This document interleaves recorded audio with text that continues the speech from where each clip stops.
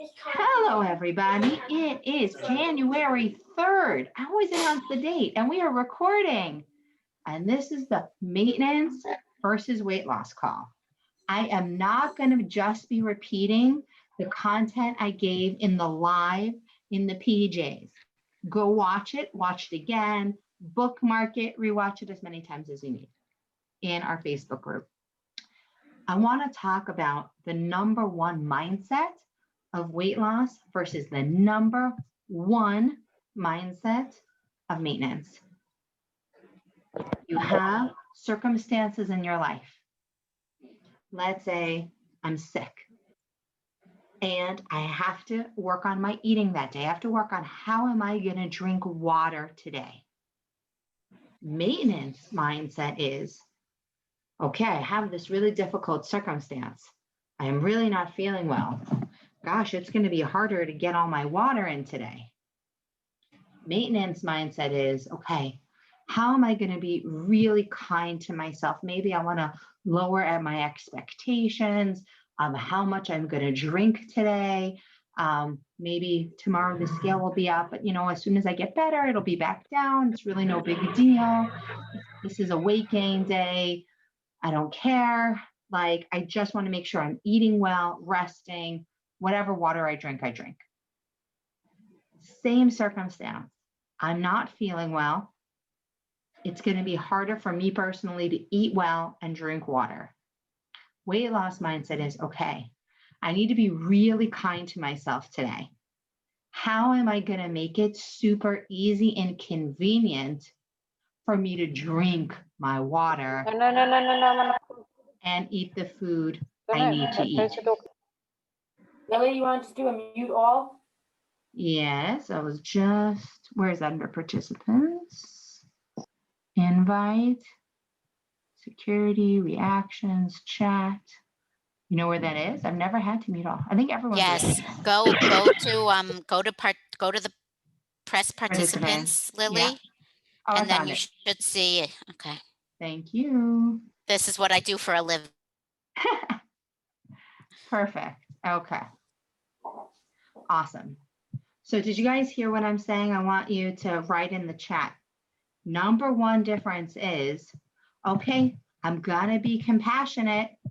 One, I just not probably gonna lose weight this week. I'm gonna stay the same. I'm gonna eat well, but I'm not so worried about the details. Weight loss mode, I'm gonna still be really compassionate, get help, get whatever I need to still do what I need to do to lose weight. And you can apply that to, I'm having a really hard time with my husband right now. I'm having a really hard time with my kids right now. I'm having a really hard time with sleep right now. A maintenance mindset is compassion. Oh my gosh, I totally see I'm not getting weight loss level sleep right now. It's okay. I'm just going to make sure I'm not over treating. I'm going to make sure I'm not overdoing on the carbs, but I'm just going to do my best. Weight loss mindset is, I know I need to get this much sleep to lose weight. If I can't get that much sleep, I'm going to investigate how much water I need, if I need to take a nap, what other elements I can bring under my control so that the scale is still going down. Does that make sense? That ultimately we have to choose. Are we maintaining now or are we losing? And that other side is weight gain mode, which we all know we're capable of. And weight gain mode is when we look at our circumstance without compassion. And we say, this circumstance is going to stop me from taking care of myself, eating well, drinking water. And I'm just going to look at this circumstance as the limiting belief, the obstacle between me and what I want. And whatever's going to be is going to be, and I'll just lose it after. When this circumstance passes, I'll get back on track tomorrow, next week, when Corona ends, 2021, right? Weight gain mode is looking at the circumstance without compassion and allowing it to rule our life. Maintenance mode is looking at it with compassion and saying, I don't feel like putting in the extra effort. I'm still going to work on being healthy. I'm not going to gain weight, but it's okay. Weight loss mode is the circumstance is really challenging. I'm going to be really compassionate to myself, acknowledge it's challenging, and find concrete solutions. Okay. Now, I have a few topics and questions that I have from you guys that I want to go over, but I'd really like to see in the chat. I don't want you guys to feel like, I want to hear, did that make sense to you? Did that resonate with you? Or do you feel like, oh, well, Lily, that's obvious. I knew that coming into the call. Or did that resonate a little bit in that sometimes we look at maintenance and we think maintenance is really weight gain mode? Okay, I'm checking out the chat here. What's going on? Come on, guys. Show me you're alive. Okay. Trying to let everybody in who keeps coming. Lynn, go for it. Please just repeat what you said, that if we're in weight loss, that acknowledge that it's challenging. But don't make excuses. Get the tools you need, get the accountability you need, get the support you need to drink the water and eat the veggies and go to the bathroom and do all those things. Thank you, Lauren. That's what I was waiting for. But when things are difficult, it's hard. Heck yes. Weight loss can be hard, but the real thing I would like you guys to get at this call in the end is to realize one big difference. Weight loss isn't hard.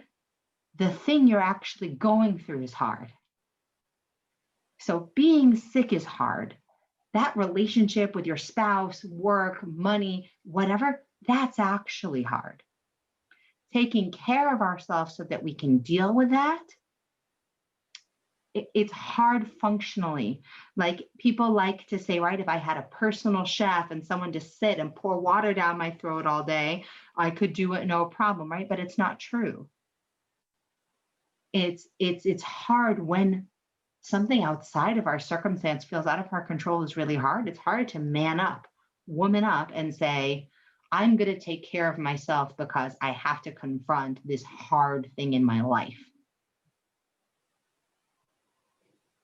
Okay, exactly. And compassion is taking care of yourself and not binging and emotional eating. Exactly. When you are a full-time teacher, full-time student, full-time mother now, exactly. That is hard. Eating the vegetables isn't hard. What's hard is the circumstance. And when we look at it with compassion, we're in maintenance and we're in weight loss mode, okay? Maintenance is, okay, you know what? I am going to eat these vegetables that I buy in advance, and I'm going to do more salads out from a restaurant that have less, accessories I'm in control of, and I'm going to drink my water, but I'll get 5 instead of 7, and it's okay. Looking at it with compassion and say, wow, this is really challenging. I need to deal with some really hard stuff. I'm really going to need help.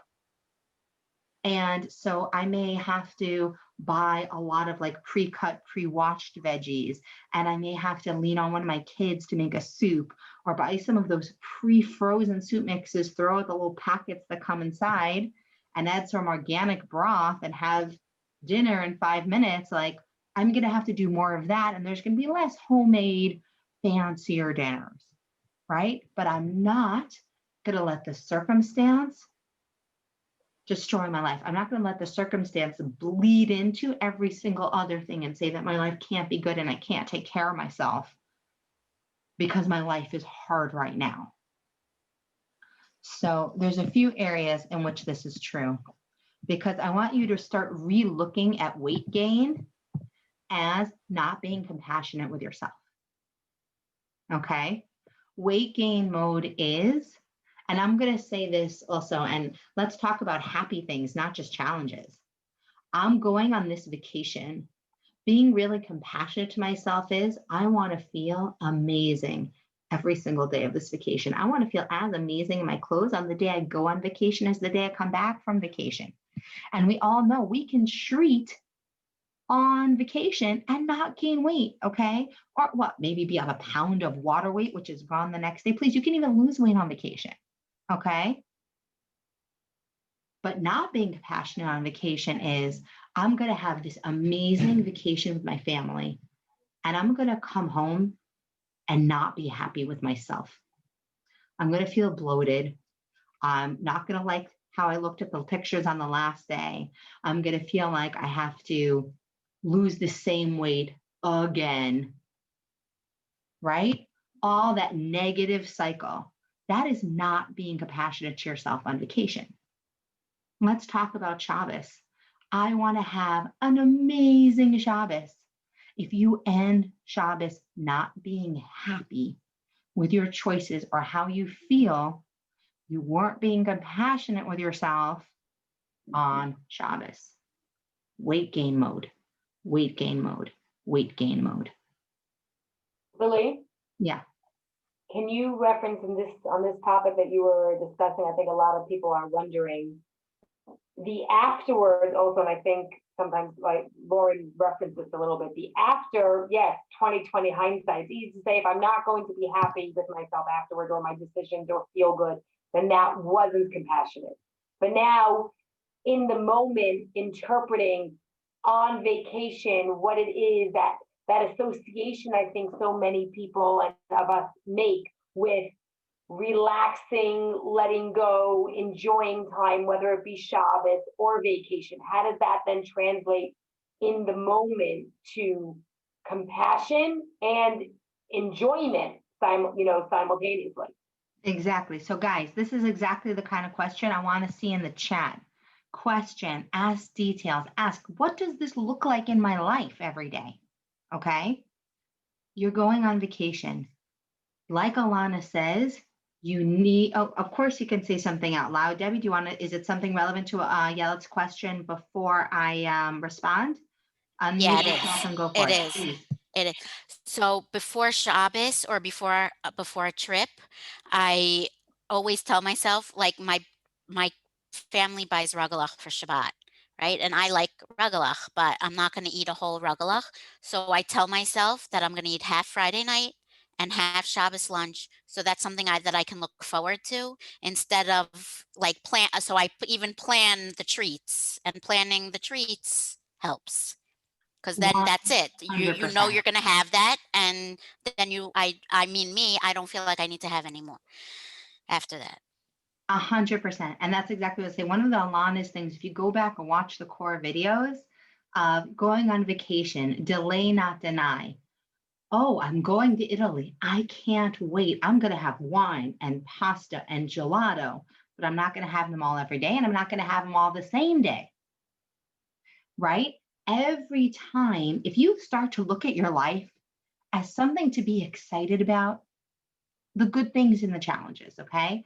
But the more that you can start to be excited about, the more you can look with more preciseness. That's the whole point of the tracker, right? Let's say, come on, guys, give me something else here. Who's going to unmute themselves? Beth, I see you. Can I give a pecan pie example? Is that okay? If I just say pecan pie, that's okay? Okay. I don't want to break any secrets here. Okay. So let's say you love pecan pie. If you are so excited to eat that freaking pecan pie on Thanksgiving that you know your mother makes and you're really looking forward to it, then it's a lot easier to not get distracted by all of the other desserts and side dishes that might be around, because this one, you have your eye on it. It's yours. And you are so excited to eat it. And then you really take your time and you eat it with super enjoyment. And maybe you even save a piece for later. Okay. And slowly you eat it, and maybe you don't even finish it because you allowed yourself to be fully present and enjoy. And that's where I'm talking about. If every decision comes from a loving place, if you are on vacation in the moment and someone brings out, come on, guys, give me an example, a good example. Like you're on vacation, maybe you have friends over. They show up with this amazing mousse cake, right? And they show up to your house and they're like, "Oh, we haven't seen you in so long and it's Corona. Look what we brought you, this amazing 3-layer mousse cake." Okay, if you love that kind of thing, right? Love a mousse cake. It's there. And they're like, "You have to try this. We brought this over. You're going to have and you are so excited to see these friends." Right? Afternoons. Yeah, we'll talk about afternoons too. But can anybody, okay, I know somebody has brought a snack to your house, right? A treat to your house over this period of time. Okay. So no, notifications are on your, okay, let's talk about snack time at lunches. What's going on in your house at lunchtime? In weight gain mode, you're not paying attention to what's going on at your house in lunchtime. You're not planning a snack. And all day you're telling yourself, "I really shouldn't eat anything. I really shouldn't eat anything. I really shouldn't eat anything." Right? "I really shouldn't eat anything." Lauren, I think so much of this is knowing yourself, what you can and can't handle. Exactly, 100%. But what if part of it is knowing your timing? So let's say plan a snack, put it on a plate, sit down and eat it and enjoy it. Okay. When you write down your treat and you don't enjoy it, it makes you stop and think twice. Exactly. Really get clear in your tracker as to what is bringing you real joy and what isn't. And if you're in weight loss mode, it has to be, it's bringing me joy and bringing me weight loss. In maintenance, it's bringing me joy and I'm maintaining my weight. Amazing. In weight gain, this treat is bringing me joy, but it will bring me more joy when I figure out either how to manage it into a maintenance mindset, or it's something that needs to happen less often. It needs to be an elevated treat that maybe is going to be much more far between. Okay. There are a lot of things that bring me joy that I don't eat anymore because, quite honestly, they don't bring me as, I don't know, like I used to love challah. I really don't love it anymore. Okay. But I love amazing sourdough bread because that is really a maintenance treat for me. And I can have that whenever I'm at a hotel and really enjoy it and not care if the scale's up or down or whatever. Challah, it used to happen every week. And it did not bring me joy in the end, no matter how good the actual taste was. So you want to go back and ask yourself, if it is bringing you constant weight gain, is it a food, like Alana says, that you have an identity with that you need to change? And either change it to a maintenance identity, or like Lauren said, it's something that needs to not be around because you don't have control with it. It's not something that makes you feel good. Yeah. Really, I just need to repeat that in a way, like before we continue on to the next sentence, okay? Because it can go either way. You've moved on past that and you don't love challah the way you used to, and you love sourdough bread. Now you can also, guys, you can be someone that loves challah and still loves it, okay? It can be something that you still love and still want and still makes you happy, talking from personal experience. In the moment, I love it just as much as I did 4 years ago. And also acknowledge that it still results in weight gain, okay? You can, it doesn't mean that you have to convince yourself you don't like it, but you do have to now figure out how it's going to play a part in your life. You know, you can love it. You don't have to say you don't love it anymore, but you also need to acknowledge that you want it, you like it, but you also want other things at the same time, that you also want to feel good. Like, I love challah, it makes me feel good in the moment. And I can acknowledge, though, more often than not, I will also feel more gassy and bloated and see the scale go up. The only way to get past it is not just saying I don't want it anymore. So I'm going to go back, and I need to be very clear here, Yella, because I'm not saying what you're saying. Okay. I'm not saying that. No, I'm saying that at some point when I wanted to stop regaining the same weight over and over and over again, I had to say foods that make me not feel good are not things I like anymore. And I still struggle with this when it comes to dairy. I have not given up on dairy. Okay, I've given up on challah, but I have not given up on dairy because I love dairy, but it doesn't make me feel good. So I've practiced with all kinds of different kinds of lactate pills, and I'm experimenting to see what works for me. Okay, but dairy doesn't make me feel good. And maybe at some point I will give up on dairy, but I'm not there yet. I'm not willing to give up on dairy yet. So you cannot be willing to give up on challah, and that's totally okay. But what I am saying is that when you want to stop gaining weight, when I'm willing to stop gaining weight from dairy, I will either have found a solution or I've broken up with it. Right, no, but I'm Those thinking scales example. can go up till I make a decision. For sure. But I'm saying is you can want it and not, I mean, again, I think everybody has to figure out what works for them. I didn't break up with challah, but I was able to this Shabbos have one bite Friday night and one bite Shabbos lunch. Yeah, I have a bite of challah. I'm not talking about a bite of challah. We're talking about pieces of challah. And we have lots of you guys who've lost. I don't want to get stuck here. This Right, is okay. minutia. Please let's not do that. Let's talk about real things, okay? I don't want to get stuck with what I do because what I do is irrelevant to you guys, okay? Like if I like challah or I like sourdough bread better, like who cares? You can like whatever you like. Jude. Yeah. Unmute yourself. Go for it.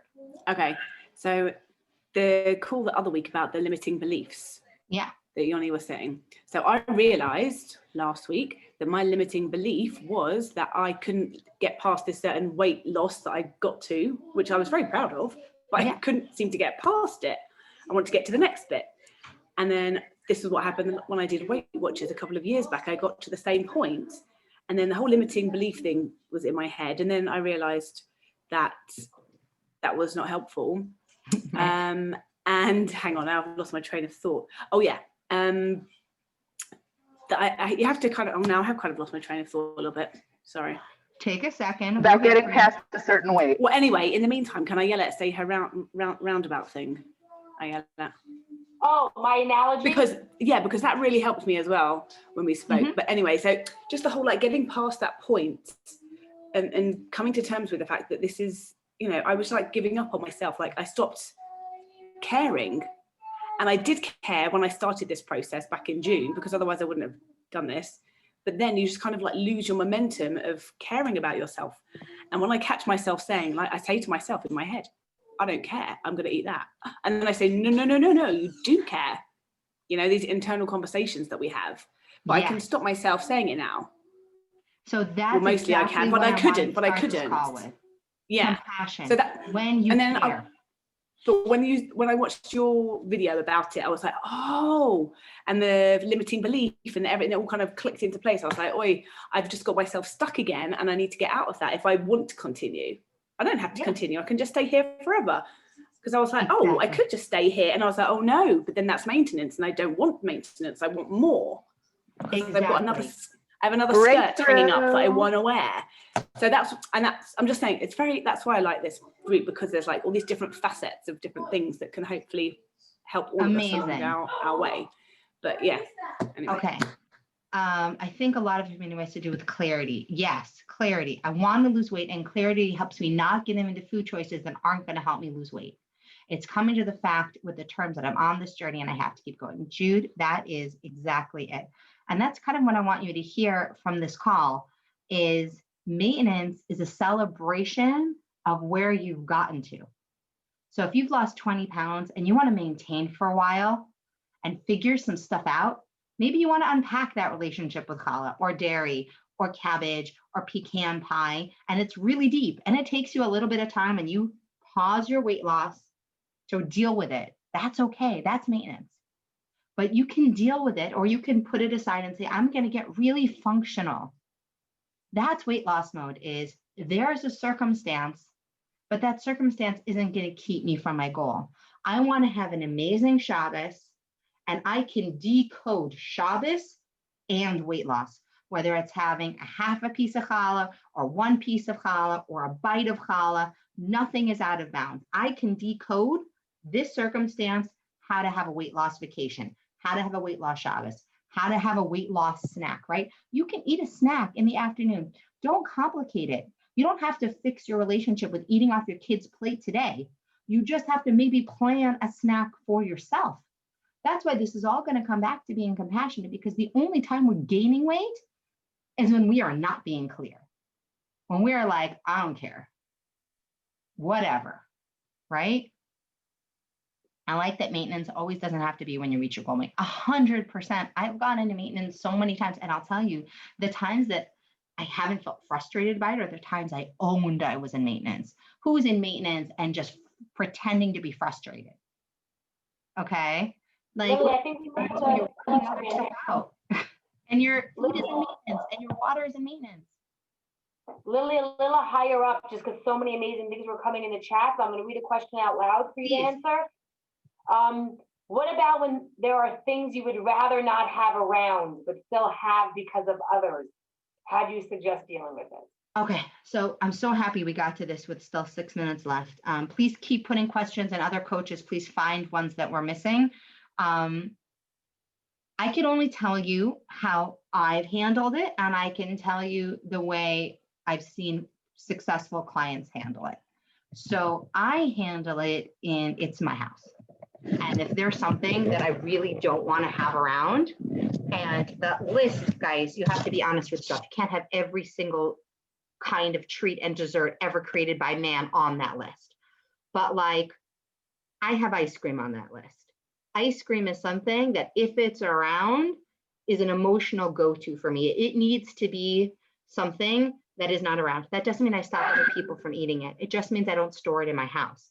If anybody wants to go to the McCullough and get an ice cream bar, or they want to go out for ice cream, or they want to go get for them ice cream, of course they can. I'm not controlling their behavior, but I can say in our house, this is really not good for me. This puts me in a bad state of mind. You